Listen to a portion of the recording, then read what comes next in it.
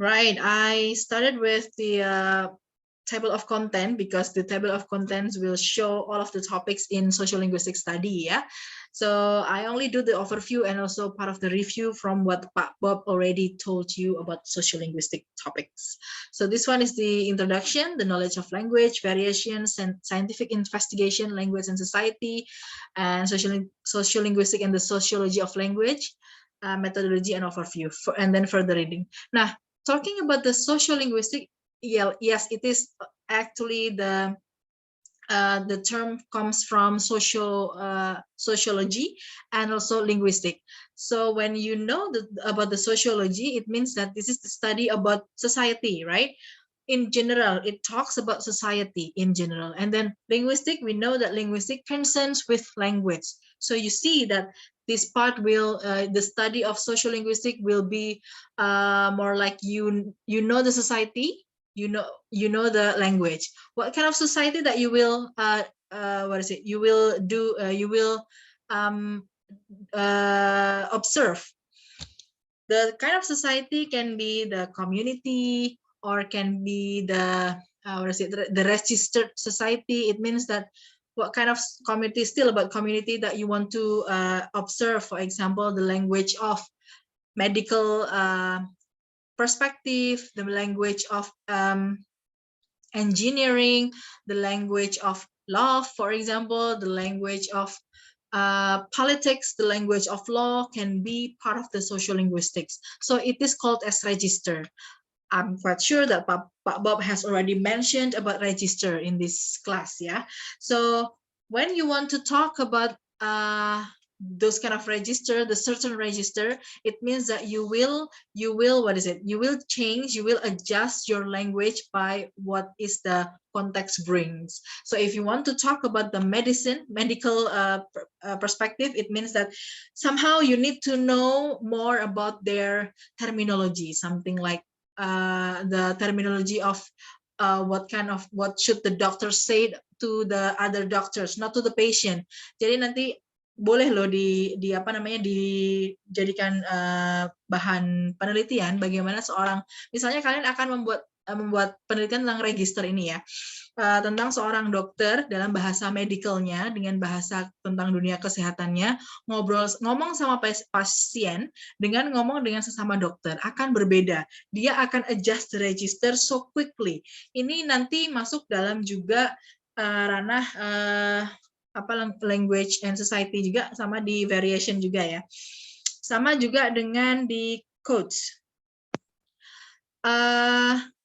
Misalnya dia akan ngomong dengan pasien, tentu saja dengan bahasa yang lebih mudah dipahami, dengan bahasa yang lebih general. Sementara kalau nanti ngomong sama the other doctors or the other nurses, mereka akan ngomong dengan bahasa kedokteran begitu ya, dengan bahasa-bahasa ilmiah, bahasa-bahasa yang belum pernah kita dengar sama sekali gitu.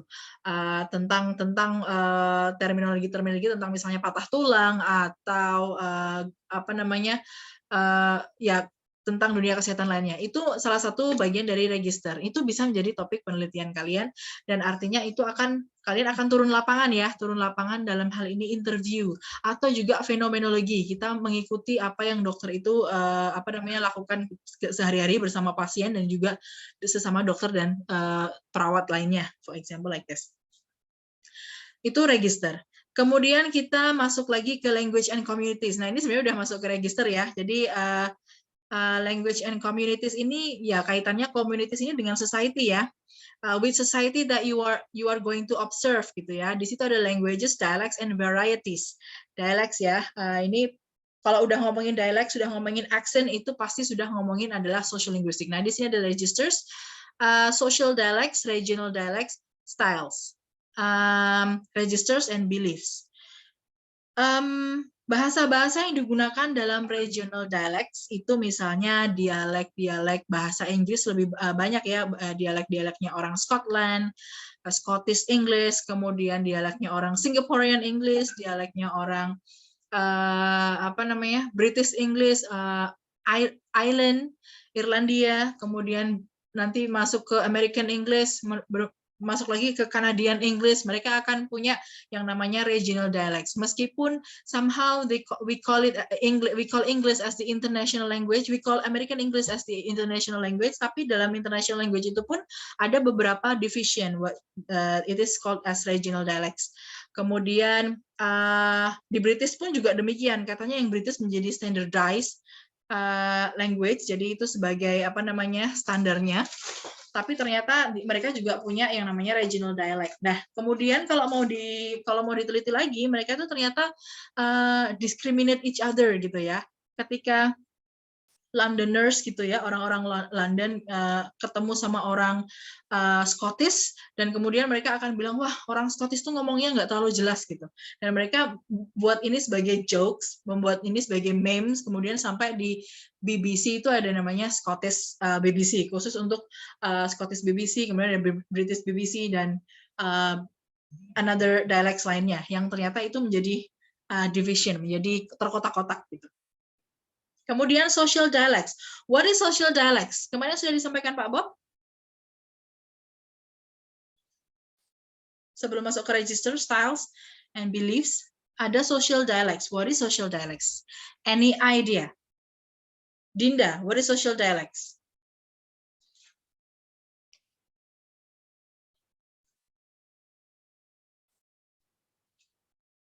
Dinda? Yes, Miss. Ya, what is social dialect? Tadi kalau regional dialect tuh dialek-dialek berdasarkan wilayah. Sekarang social dialect.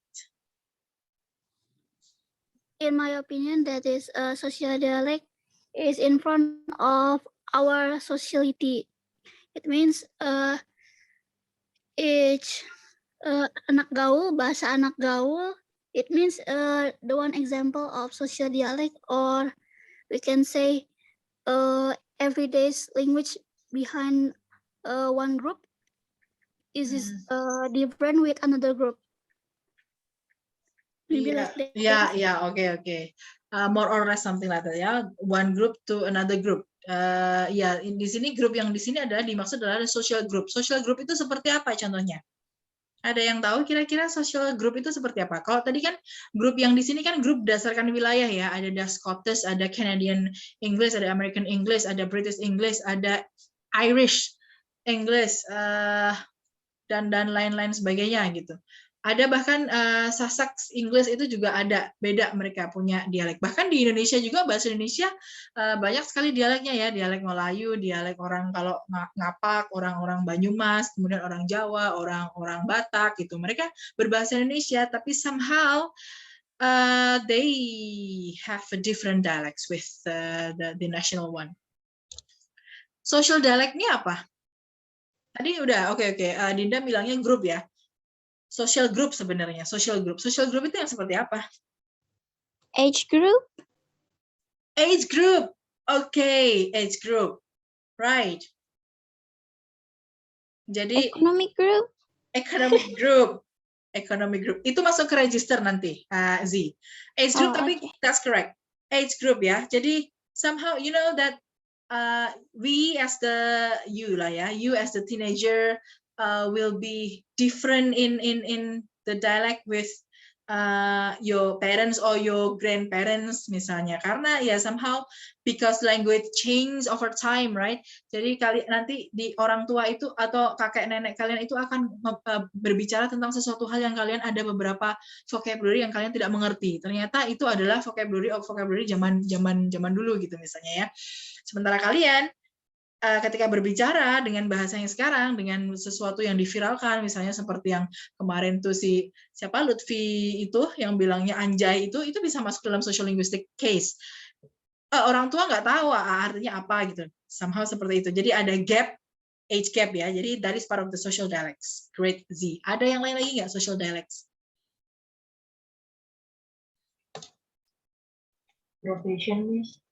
Profession ya. Ya tadi masuk ke register. Ini masuk ke register.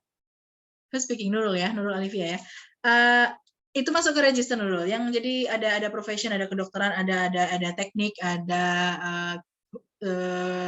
humaniora, ada bahasa hukum, bahasa bahasa politik itu masuk ke register nantinya, karena dia yang membedakan adalah bentuk-bentuk ekspresi, bentuk-bentuk diksi dan juga lain sebagainya. Ya biasanya diksi dan ekspresi. Jadi itu di register. Social dialect itu tadi selain age itu juga bisa gender ya. Nanti disebutin lagi tuh di topik selanjutnya ada gender lag. Jadi gender merupakan bagian dari social dialect juga. Gender in social definition, in a constructed definition, gender can be varied ya, bukan hanya men and woman, bukan hanya boys and girls, tapi juga bisa yang lain-lain gitu ya. Jadi setiap ciri gender itu dikhaskan oleh dialek mereka masing-masing gitu. Kemudian styles ini lebih ke individual styles. When we talk, Z will have different styles of speaking compared to Miftah, for example.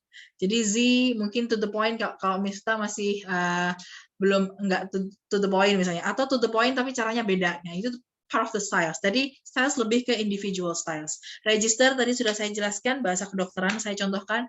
Kemudian beliefs itu lebih ke ya relate to the religion, and then also ya beliefs ya, kepercayaan yang lain. Itu juga lebih kalau misalnya kalian meneliti tentang ini, ada beberapa orang yang menggunakan bahasa-bahasa tertentu. Contohnya ya, misalnya itu misalnya ada bukan hanya ustadz, jadi misalnya kita sendiri juga punya kepercayaan, misalnya kalau di Jawa itu ada namanya kejawen. Orang-orang kejawen itu punya bahasa tersendiri.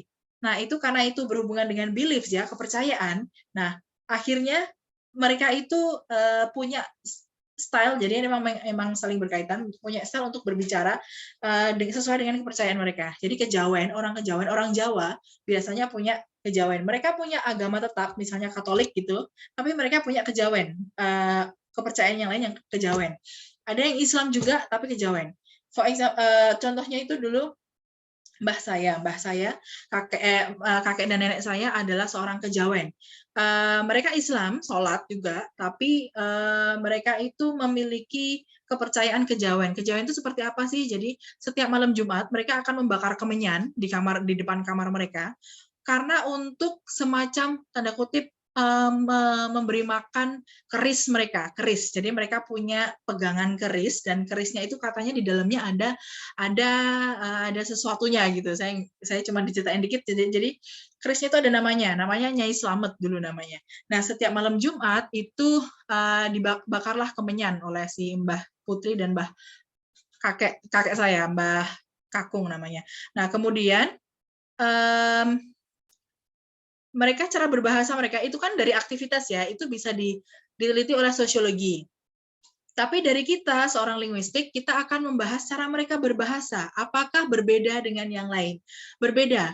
Ketika mereka punya mantra, untuk dalam membakar menyan itu, mantranya bukan mantra Islam, tapi mantra kejawen. Kemudian ketika mbah saya misalnya waktu itu lagi sakit misalnya, kadang-kadang dia akan mengatakan ya berdoa dalam agama Islam, tapi kemudian dia akan mengatakan lindungi saya Nyai Slamet, seperti itu. Jadi dalam hal ini bahasa itu menunjukkan kepercayaan juga, gitu. Nah, ini bisa diteliti oleh social linguistics. Ada nggak pengalaman-pengalaman seperti ini yang pernah kalian rasakan? Ya kalau di Jawa kan kejawen, mungkin di Bangka atau di Belitung yang katanya lebih juga banyak apa namanya ya istilahnya, kalau ininya ya ada banyak mistisnya gitu. Ada yang mau cerita nggak? Orang Belitung mungkin, atau orang mana yang pernah nih dengar hal-hal seperti ini? Kepercayaan mereka bukan hanya kepercayaan 5 agama, tapi ada kepercayaan yang lain gitu. Dan kalian baru ngeh ternyata itu bisa diliti melalui bahasa yang mereka gunakan, mantra-mantra yang mereka gunakan. Ada nggak?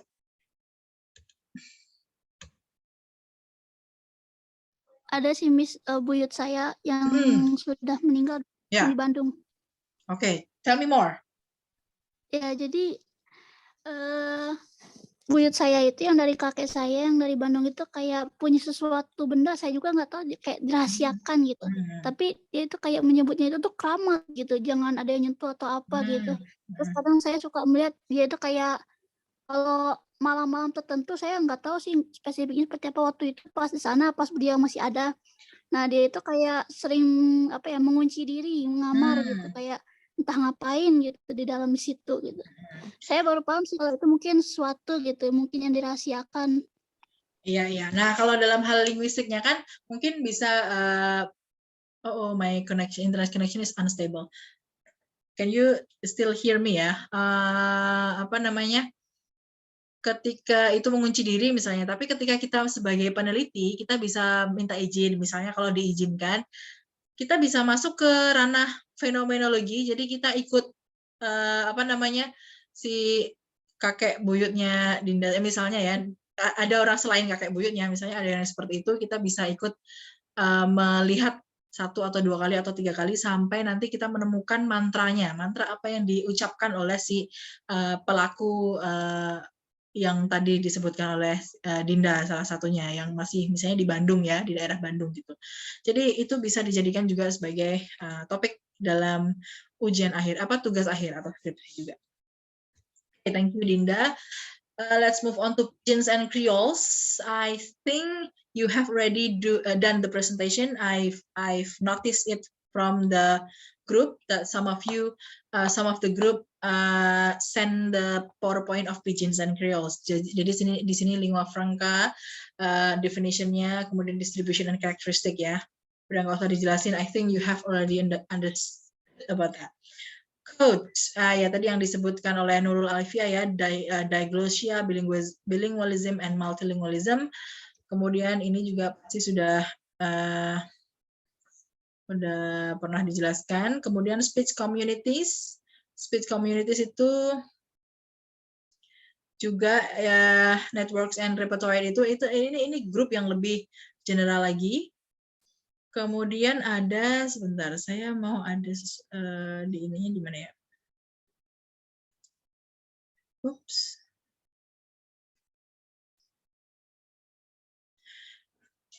Nah, ini this one. In part 9,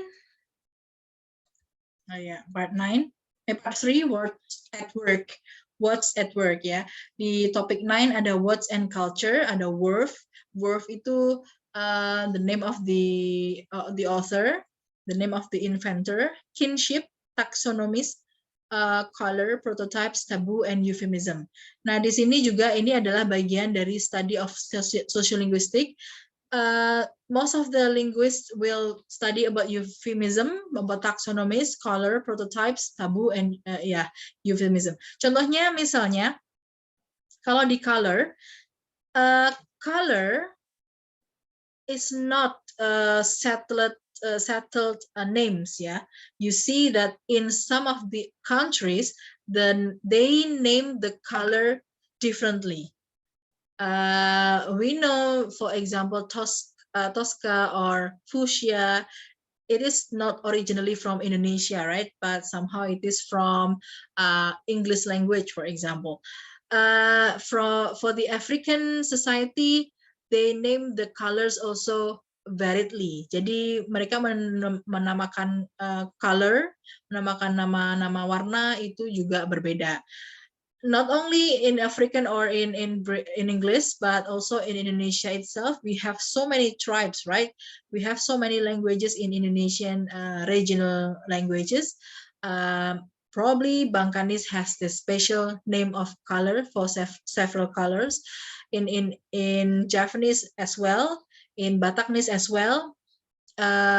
In other society as well, they name the different names for color, although it is the same color, right? And then also taboo, what so-called taboo in several communities can be different in another communities. Taboo in Bangka can be different taboo, what so-called as taboo in Jawa, for example, in Java. One of the example about taboo is like this. It is in Java, in my hometown, Yogyakarta, it is taboo for calling Chinese people with Amoy and Cina. It is taboo. Somehow Japanese people will call them like just Ci, Taci, and Cece, for example, the same like Bangkanis, right? But then in Bangka, when I came here at the very first day, some of the students called the Chinese students with Amoy. I'm kind of surprised.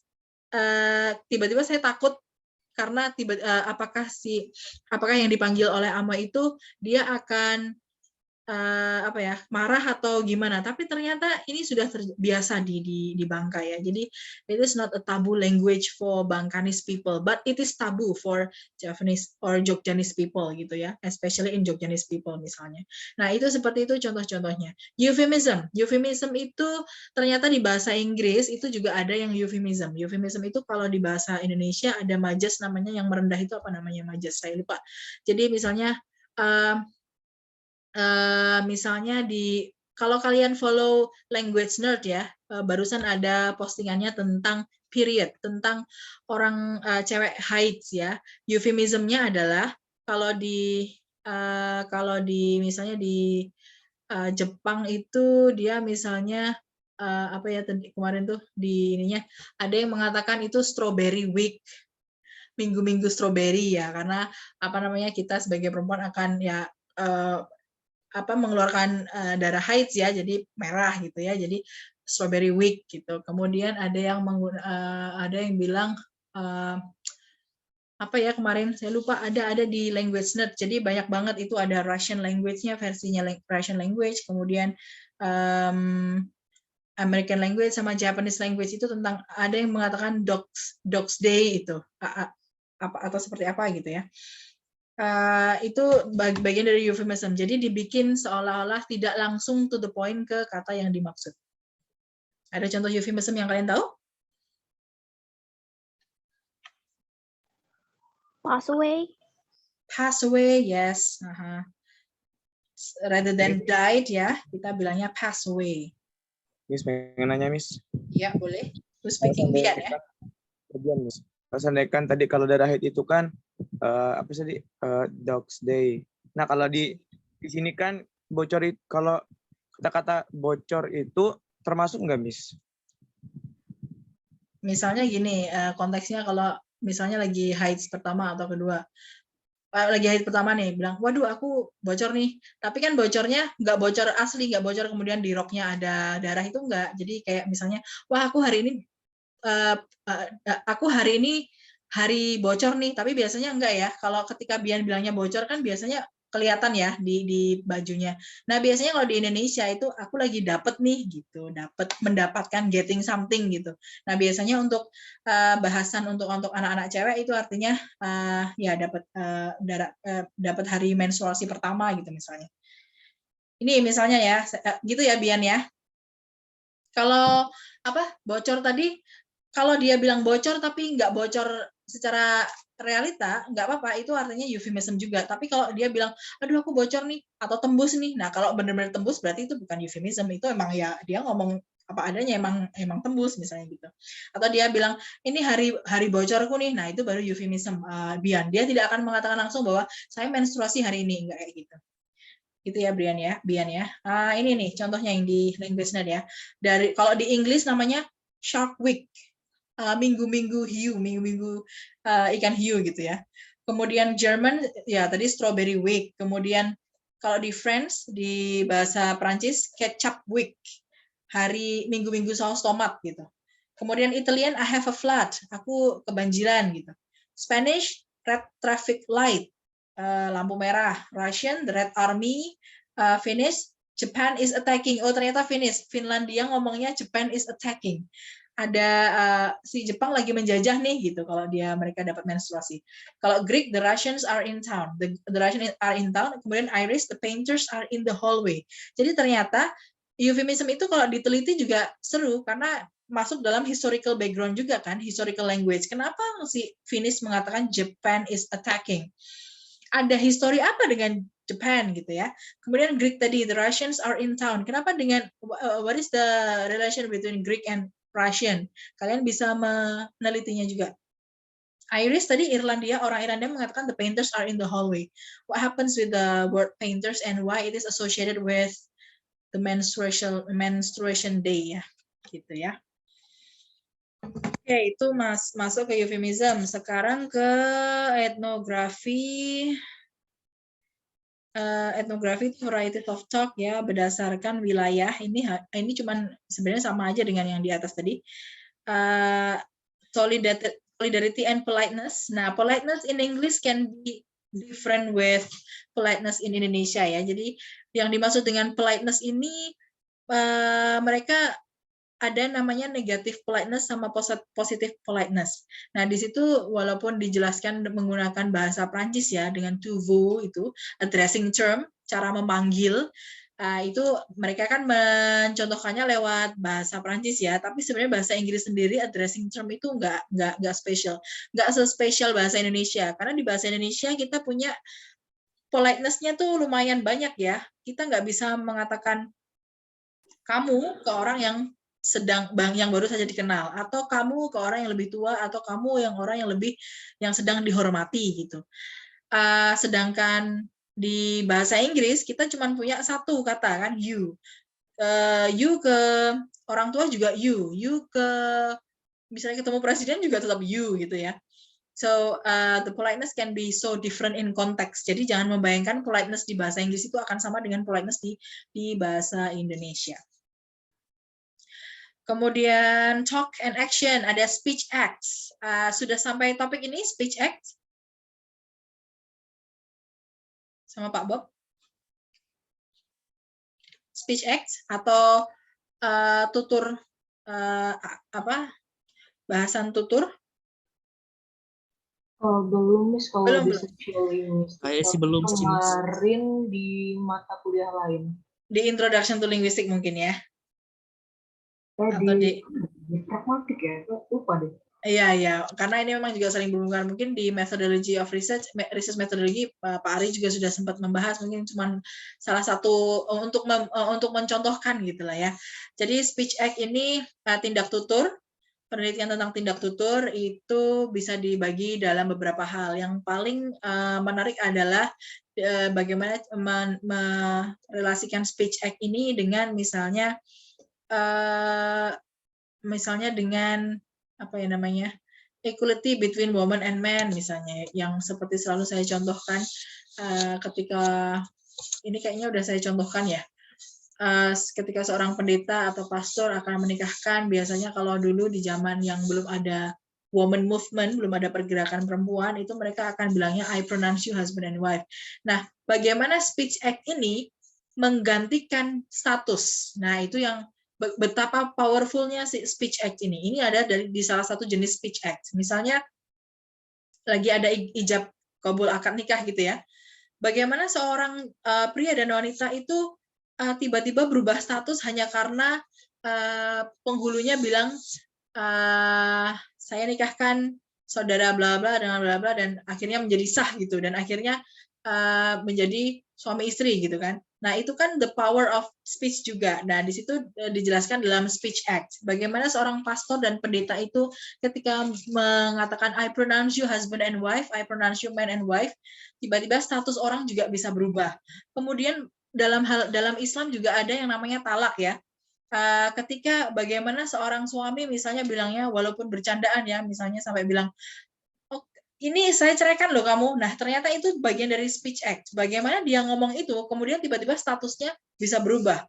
Gitu ya. Jadi, ada beberapa hal yang melatar belakangi kenapa speech act itu bisa demikian adanya gitu ya.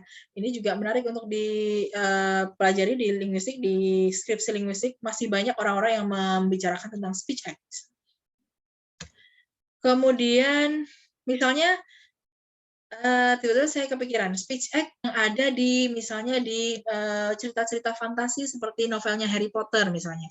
Bagaimana sebuah spell bisa kemudian tiba-tiba berubah menjadi aksi. Nah, itu bisa kalian juga teliti lewat linguistik. Jadi walaupun itu karya sastra tapi bisa dipelajari lewat linguistik gitu.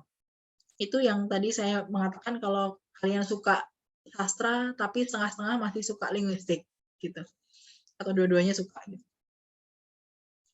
Kemudian gender ya, gender di sini language and gender itu masuk dalam linguistik, sociolinguistik sebenarnya. Cuman kita ada kuliah tersendiri sebenarnya, ada the study of gender, language, gender and literature.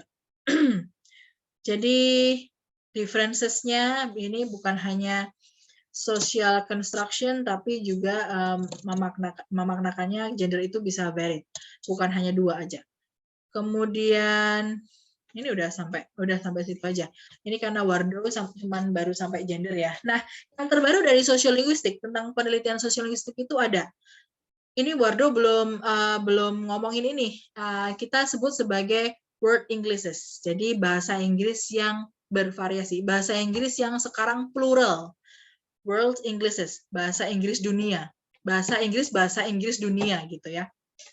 Jadi itu masuk juga dalam sociolinguistik karena ini masuk dalam masuk ke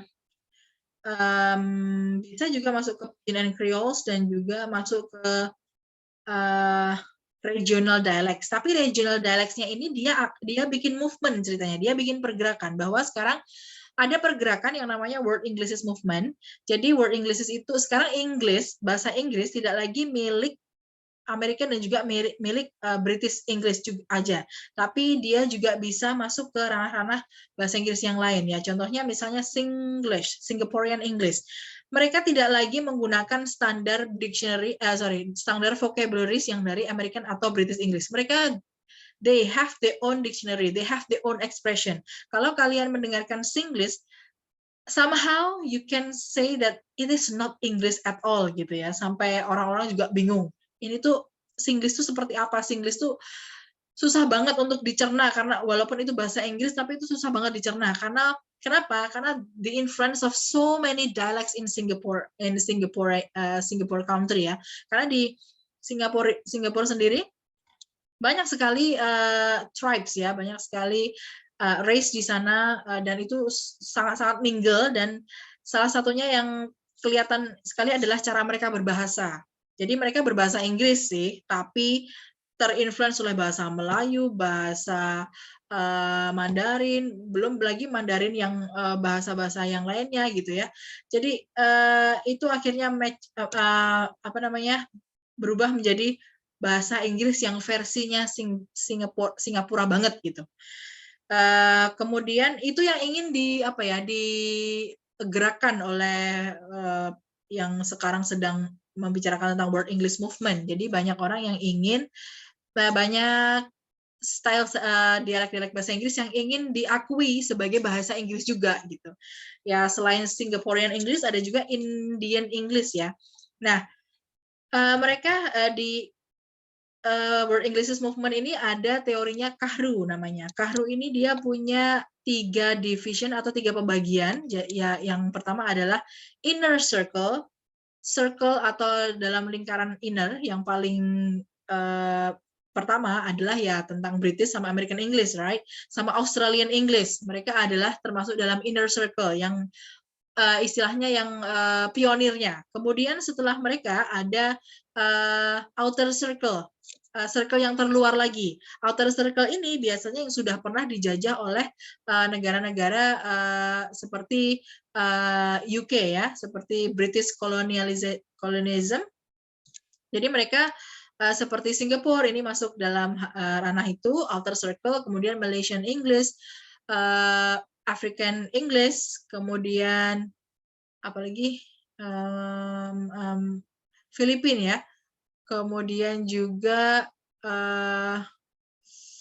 kalau Thailand enggak, Indian English itu juga masuk dalam ranah British colonizer. Kemudian ada yang namanya expanding circle. Expanding circle itu yang biasanya masih menganggap bahasa Inggris sebagai bahasa asing. Ya, contohnya ya Indonesia, Thailand, kemudian Arab Saudi, kemudian ya lain-lain sebagainya. Nah, yang 3 division ini, yang expanding, yang terutama outer sama expanding circle ini ingin membuat gerakan yang namanya World English Movement. Mereka ingin dianggap sebagai mereka berbahasa Inggris itu juga adalah bahasa Inggris, adalah juga termasuk dalam bahasa Inggris gitu.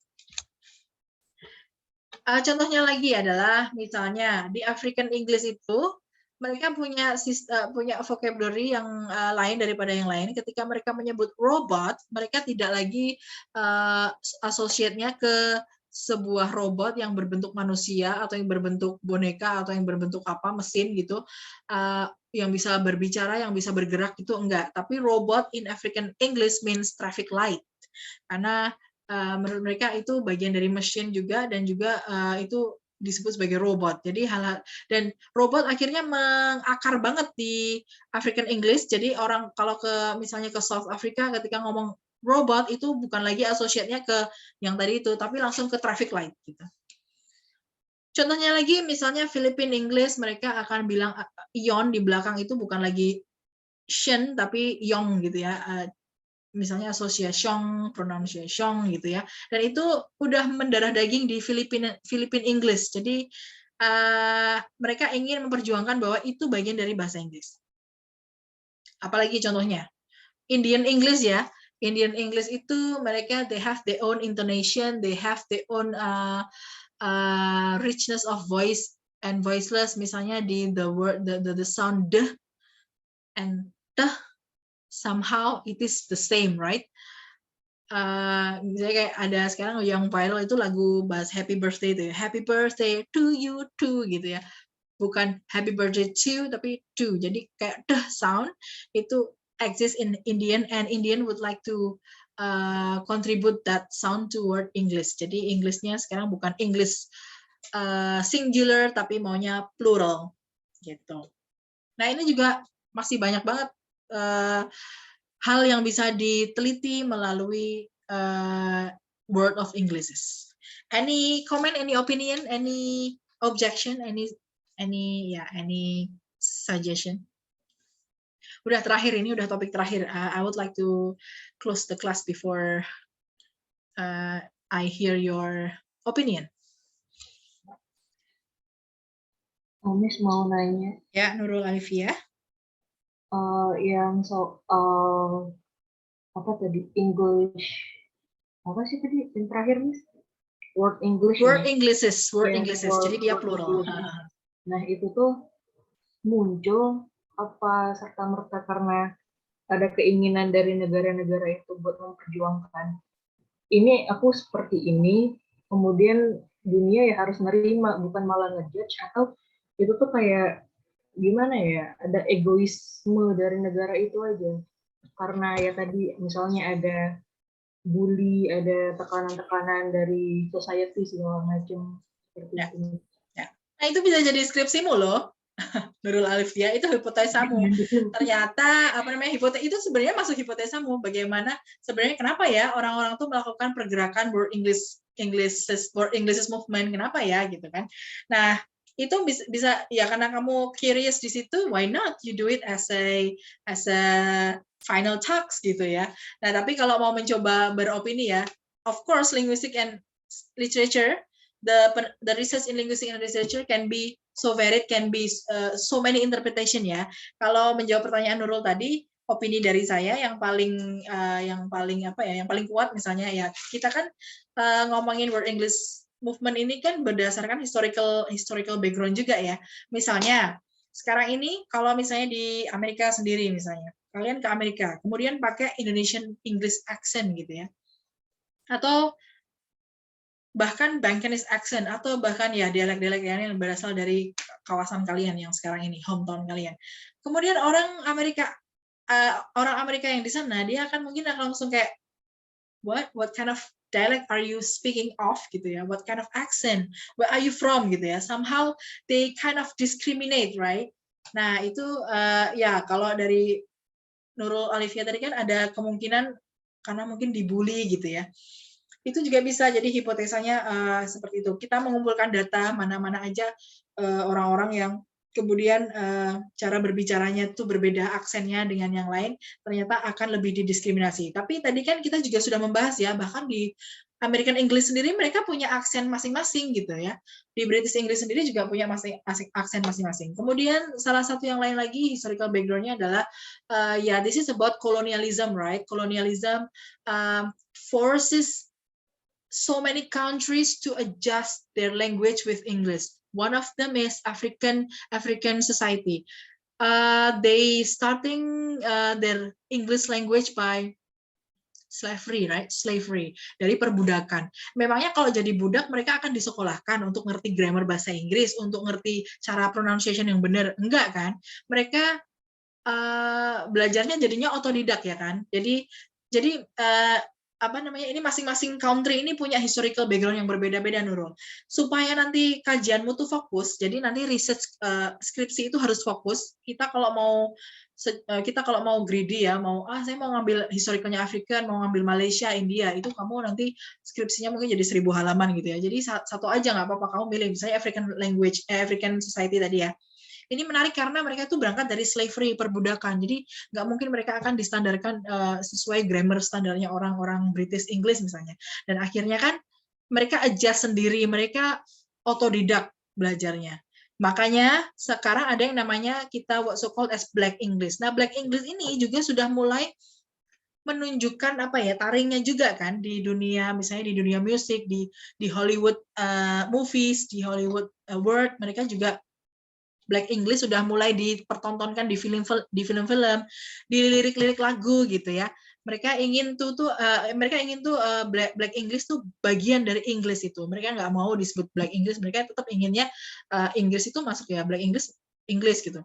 Grammarnya beda dengan British English, that's okay. Yang penting itu bagian juga dari Inggris gitu. Mereka ingin seperti itu.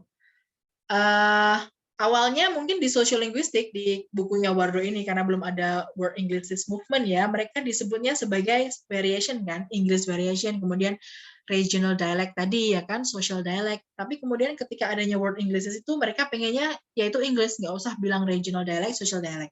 Kemudian lagi, ada yang menarik tentang word English movement juga, Nurul, dikaitkan dengan post-colonialism. Tadi kan teori kolonialism tuh. Sekarang teorinya kan ada lagi baru, namanya POSCO. Namanya POSCO itu biasanya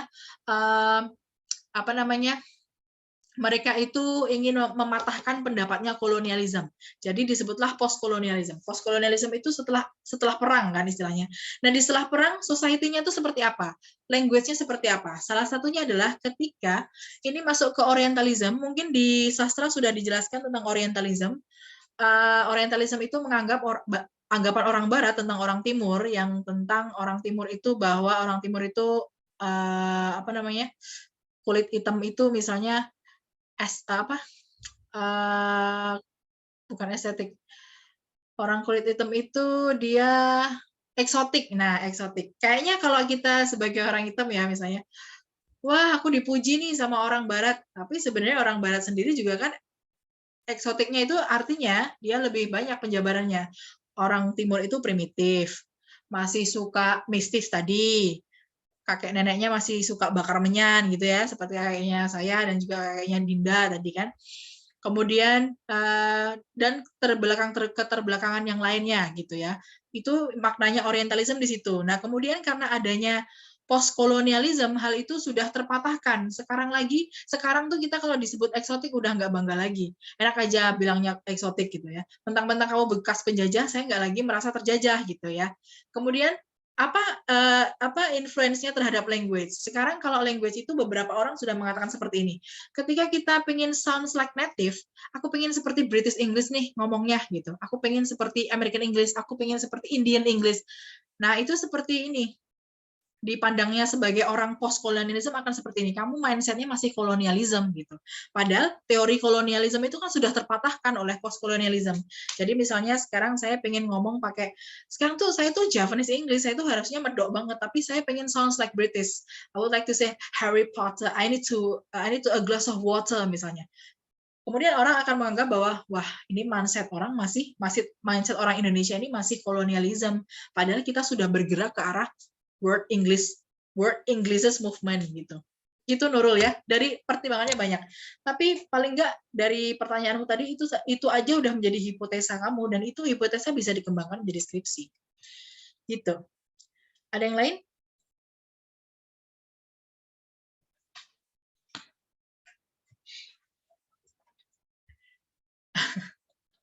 Ini lagi udah saya record ya. Oke lah, kalau misalnya there is no more question, thank you for today. I think I should close this class. Thank you for joining the class. I will send the recording via YouTube link lah ya. So thank you ya, everyone. Have a good day. Have a nice weekend. Bye bye. Thank you, Miss. Miss. Thank you, Miss. Bye.